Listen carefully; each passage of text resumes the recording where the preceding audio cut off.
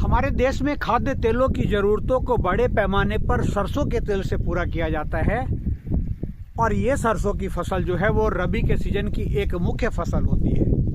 अगर आपने भी अपने खेतों में सरसों की बुआई कर रखी है, बुआई के बाद जर्मिनेशन के बाद पौध, और जैसे जैसे ये फसल आगे की ओर बढ़ता है, पौधों में फूल और उन फूलों से फलियां, आपकी फसल भी फूलों के झड़ने की अवस्था में हो और फलियां दिखाई देने लगे, उस स्थिति में अपनी फसल के साथ किन बातों का ध्यान रख के किसान आगे बढ़े जिससे उसे अपनी इस फसल से एक अच्छा उत्पादन प्राप्त हो।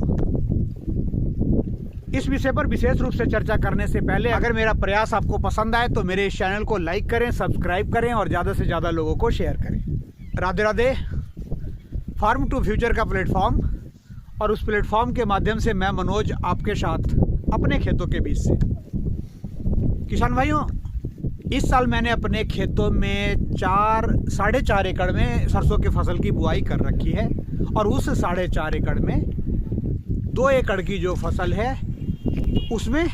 फूल झड़ना चालू हो गए हैं। फूल झड़ने का मतलब है कि उसमें फलियां दिखाई देनी चालू हो गई हैं और जैसे जैसे समय आगे की ओर बढ़ेगा ये फलियां बड़े पैमाने पर, और मेरी तरह अगर आपने भी सरसों की फसल बो रखी है और आपकी पौध इस अवस्था में है, फलियों की अवस्था पे पहुंच गई है, फूल झड़ना चालू हो गए हैं, तो यहाँ पे एक किसान अपनी इस फसल के साथ क्या करे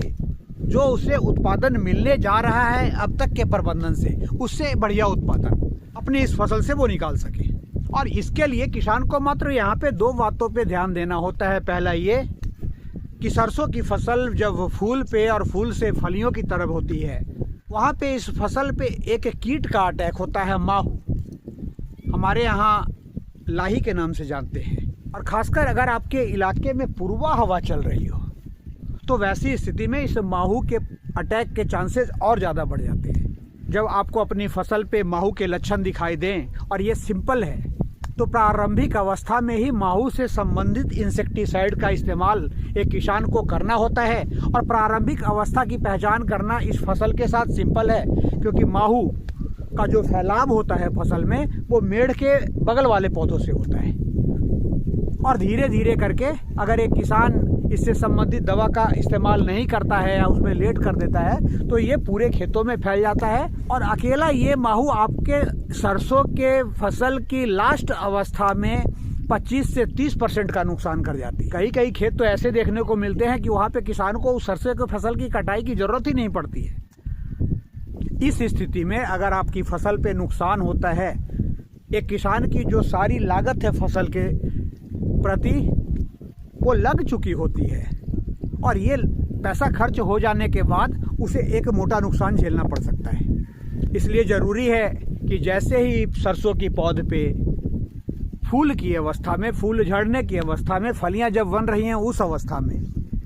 आपको माहू के प्रारंभिक लक्षण दिखाई दे, इक्का दुक्का पेड़ों पे माहू नजर आए, तो वैसी स्थिति में आप यहाँ पे माहू से संबंधित इंसेक्टिसाइड इमिडाक्लोप्रिड ले सकते हैं। इसके अलावा और किसी दूसरे इंसेक्टिसाइड का जो महीन कीटों से आपकी फसल को बचाता है उसका आप इस्तेमाल कर सकते हैं। किसान भाइयों, चूंकि हम यहाँ पे माहू से संबंधित स्प्रे ले रहे हैं अपनी फसल में, उस स्प्रे का जो मेहनत है यहाँ पे एक किसान का लग रहा है, चाहे वो स्वयं कर रहा है या फिर मजदूरों की सहायता से वो करवा रहा है।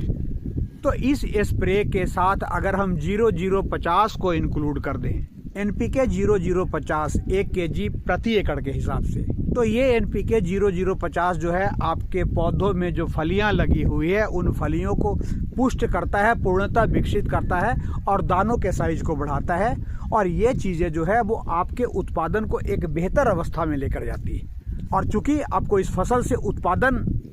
बढ़िया अवस्था में प्राप्त हो रहा है तो